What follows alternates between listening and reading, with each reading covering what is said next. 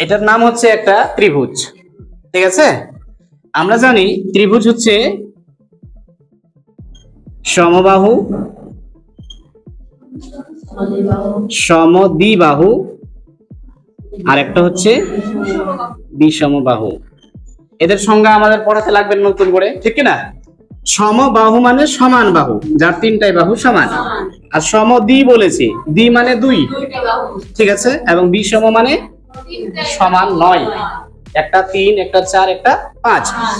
এবার এই যে ত্রিভুজ, এই ত্রিভুজটা কোন সাপেক্ষে আমাদের কি ত্রিভুজ বলা হয়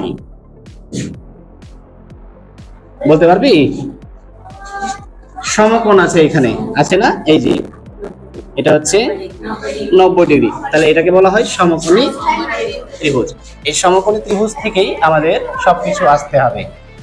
মনে কর এর নাম হচ্ছে এ, এর নাম হচ্ছে বি, এবং এটা হচ্ছে সি।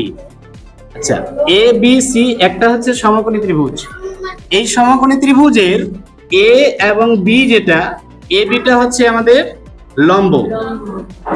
আচ্ছা, বি এবং সি যেটা আছে সেটা হচ্ছে ভূমি। আর সবচেয়ে বড় বাহু যেটা অতিভুজ। ঠিক আছে,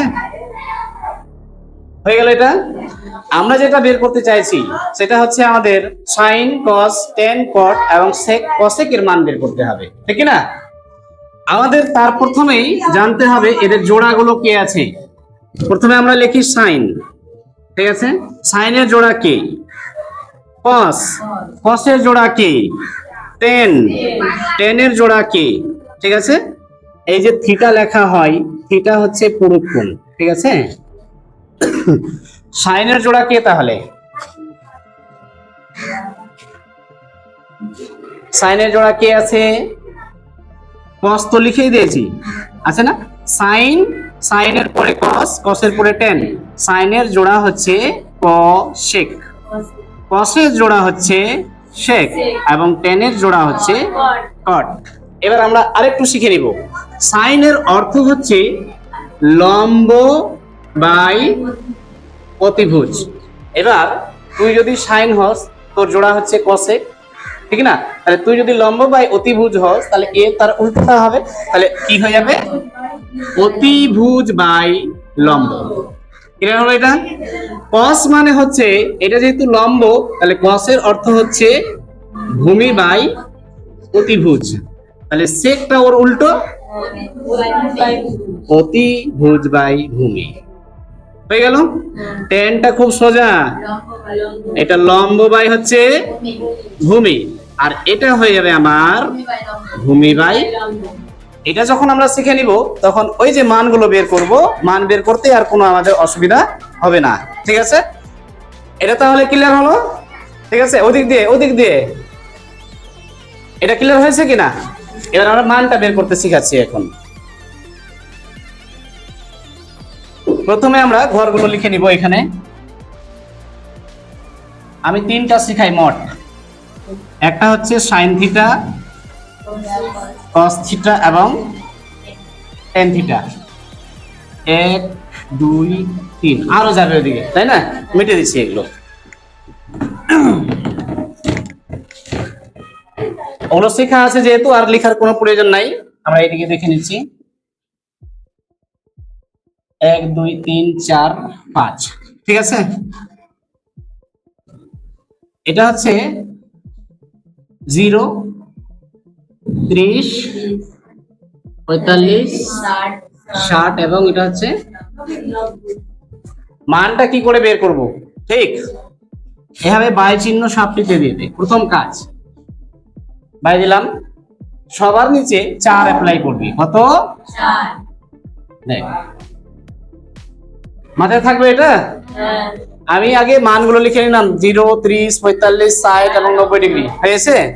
প্রত্যেকটা নিচে 4 4 4 4 অ্যাপ্লাই করেছি।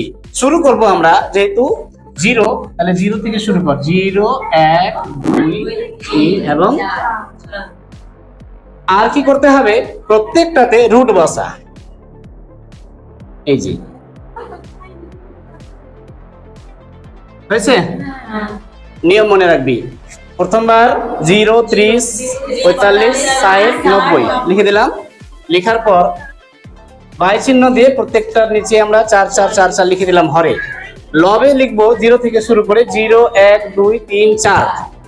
এবার এখানে আমরা ক্যালসি করব কি, 0 দিয়ে 4 যদি ভাগ করি তাহলে উত্তরে কত হবে, এবং 0 রুট কত, আমরা sin 0 ডিগ্রির মান পেয়ে গেলাম 0।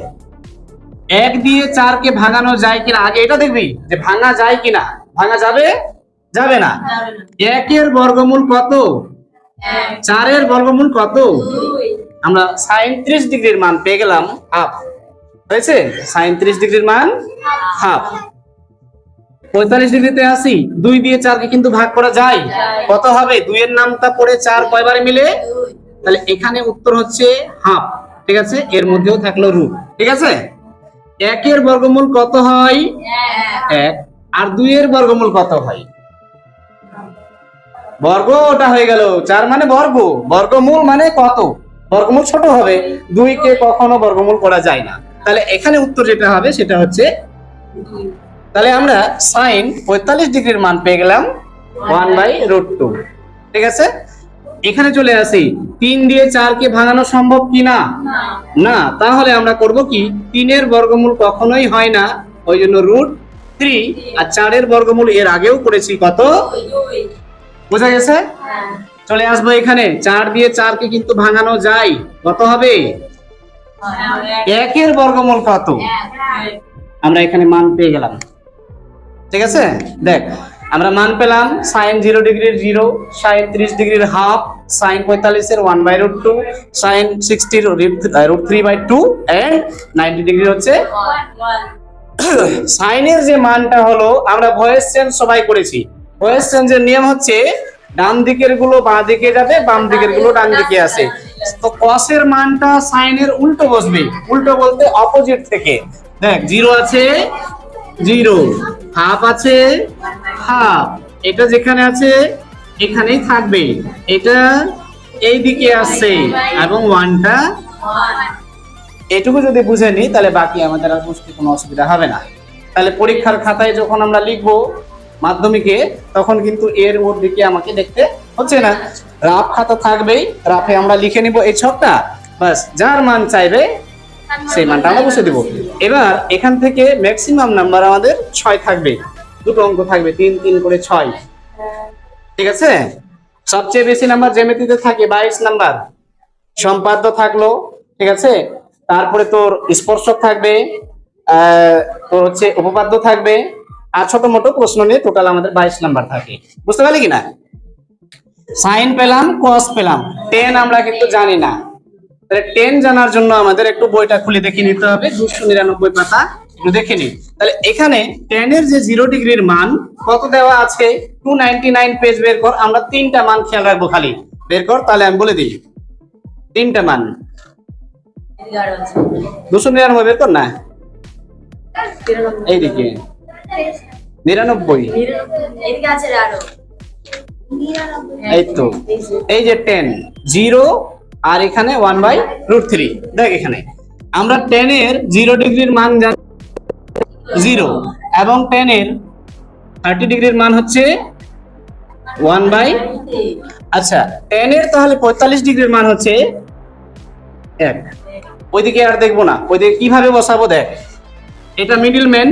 ঠিক আছে, এখানে যে মানটা আছে এই মানটার উল্টোটা বসবে এই জায়গায়, কি বলতো, √3, নিচে 1 লেখার কোনো প্রয়োজন নাই, আমরা জানি সবার নিচে 1 আছে, কিছু নাই মানে 1, তাহলে এখানে বসে গেল আমাদের √3। এখানে যে 0 আছে, এই 0 যদি উল্টো করতে চাই তাহলে এখানে লিখতে হবে ক্রস, মানে অসংজ্ঞাত, এর কখনো মান হয় না। এবার আমরা জোড়াগুলো শিখাই। আমরা কি শিখেছি, সাইনের জোড়া কে, কসেক। যখনই কসেক লিখবো, আমি একটা শুধু দেখাই একটু, কসেক যখনই লিখবো তো কি হবে, সাইনের 0 ডিগ্রির মান যদি 0 হয় তাহলে কসেকের 0 ডিগ্রির মানটা হবে অসংজ্ঞাত, মানে ওটার মান হবেই না। যেমন এখানে করলাম, tan এর 0 ডিগ্রির মান যদি 0 হয় তাহলে 90 ডিগ্রির মান আমাদের অসংজ্ঞাত, সেমনি এখানেও ওইরকম, সাইন যখন 0 ডিগ্রির মান 0, তাহলে সাইনের জোড়া যেহেতু কসেক, কসেকের 0 ডিগ্রির মান হবে অসংজ্ঞাত। এবার আমরা চলে আসি 30 ডিগ্রির মানে। সাইনের 30 ডিগ্রির মান কত রে বাবা? এটা 1/2। তাহলে এখন কত হবে? 2/1। 1 না লিখলেও চলে, হয়েছে। আবার এখানে আই 1/√2 দেওয়া আছে, তাহলে এখানে কত হবে? √2। এর উল্টো কত হয়ে যাবে? 2/√3। আর এটা 1 আছে, হয়েছে। আমি শুধু একটাই জোড়া দেখালাম, বাকি দুটো জোড়া থাকলো, ওটা তোরা এখন করে দেখা, ঠিক আছে? এইটুকু থাকলো কাজ। এবার এটা মানটা তুই লিখে দেখা, তারপরে অঙ্ক করে দিবি, ঠিক আছে?